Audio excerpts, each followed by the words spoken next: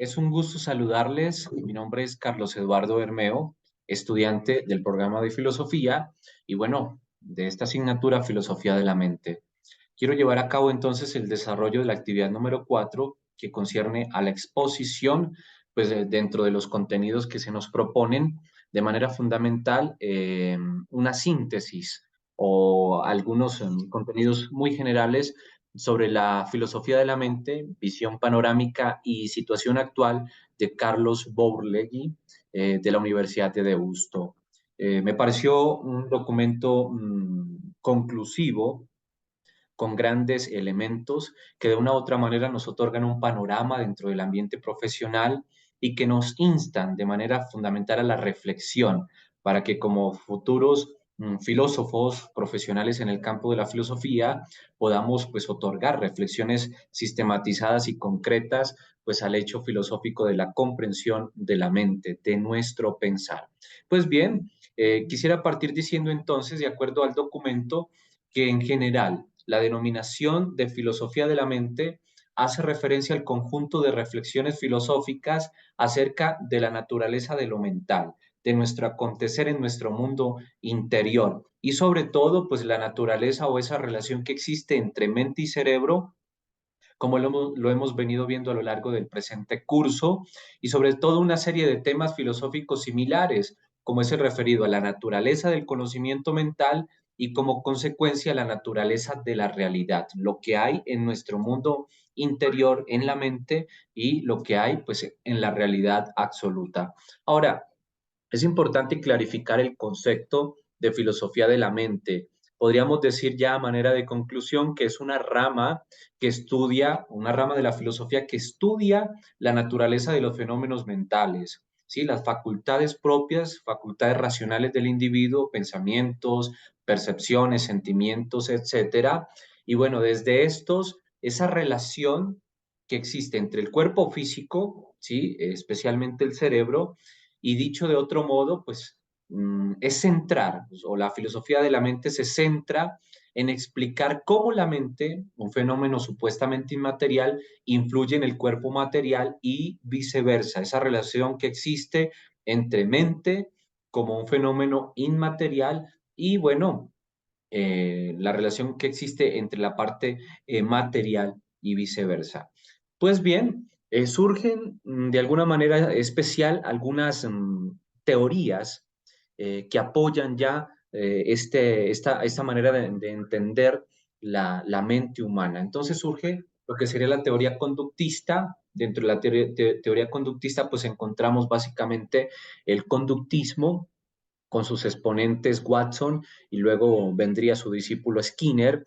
El conductismo se constituyó básicamente o sigue siendo una de las teorías filosóficas psicológicas, más bien una teoría científica, sobre lo que sería el comportamiento animal y humano. Se desglosa aproximadamente entre el siglo XX, como ya se expresó, pues la lleva adelante Watson y la continúa después su discípulo Skinner. Podríamos decir entonces que el conductismo es la filosofía de la ciencia del comportamiento, ¿sí? Es, propicia el análisis del comportamiento y antes que cualquier hallazgo empírico, la postura conductista dicta los cánones acerca de qué tipo de preguntas psicológicas son válidas y qué métodos son aceptables en la búsqueda de sus respuestas concretas. Entonces, el conductismo que busca profundizar pues, en la conducta del individuo y de los animales, como lo hizo en su momento desde distintos laboratorios. Eh, Podríamos decir que el conductismo tiene algunas vertientes, haremos mencionados de ellas: conductismo epistemológico y ontológico y el conductismo psicológico y lógico. Veremos entonces que el conductismo epistemológico y ontológico ignora la presencia de lo mental. Pero bueno, esta teoría sostiene que hallarse en un estado mental es hallarse en un estado de conducta o de comportamiento. Ahora, los estados mentales como pensar, estados mentales como el esperar, como el percibir, como el recordar. Dichos estados mentales, pues básicamente son un estado de conducta y eso es lo que viene a exponer el conductismo epistemológico y ontológico. Hablemos del conductismo psicológico y lógico.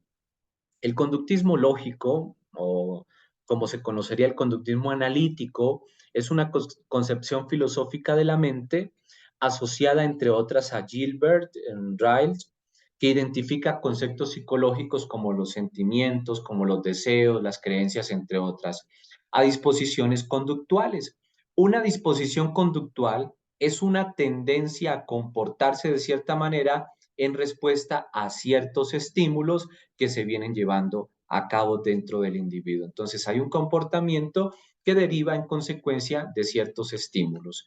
Pues bien, avanzamos entonces y uno de los elementos que me pareció clave dentro de la comprensión del documento es ya en el siglo XIX el surgimiento de las ciencias humanas, cómo se viene a dar un giro antropológico importante durante este tiempo y se desarrolla de manera fundamental la psicología científica. Ya dentro de los laboratorios, eh, pues surge ya un ámbito científico que le da un tinte distinto al desarrollo de las ciencias humanas.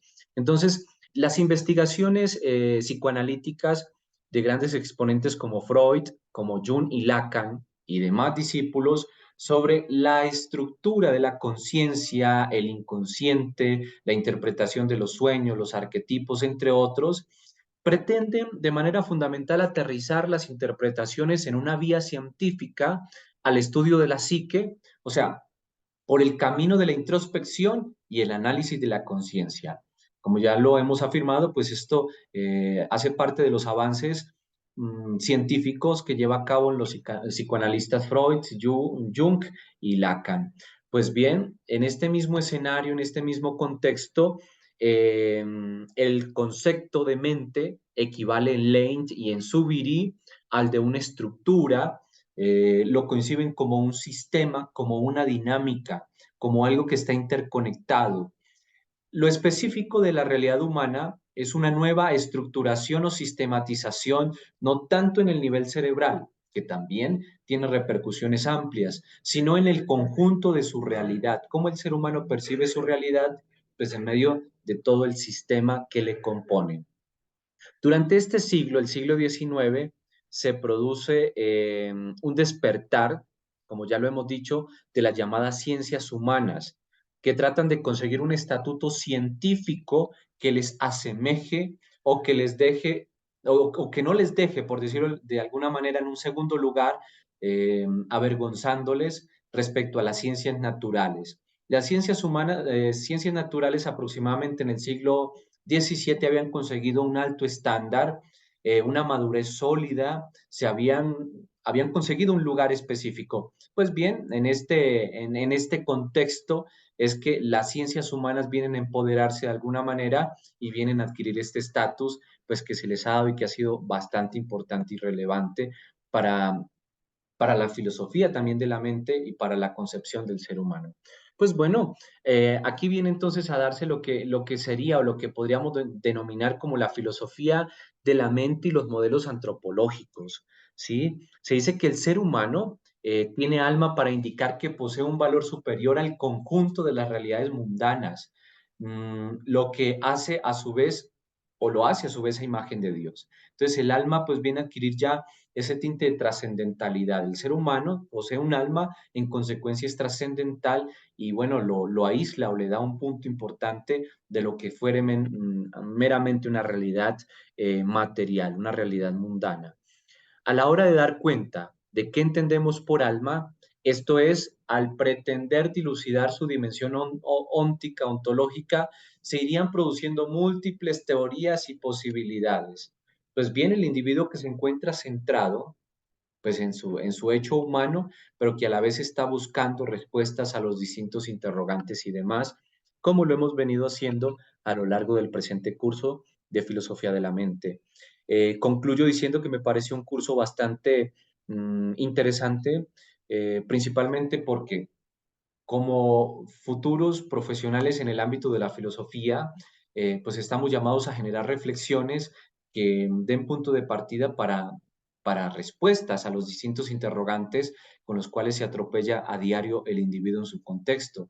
Y qué más que responder a estos interrogantes de la mente hoy sumergidos en un mundo tan cambiante, en un mundo globalizado, en un mundo que se ha constituido de manera fundamental por intentar suplantar distintas estructuras ya dadas, suplantarlas por nuevas que de una u otra manera terminan casi que aislando al individuo pues de su hecho natural, de su pensamiento.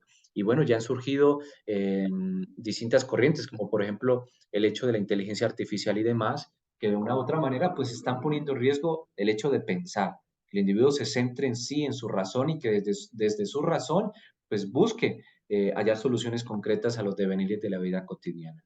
Agradezco de manera especial por este espacio y bueno, muchas gracias por haberme permitido compartir estos avances dentro de este curso.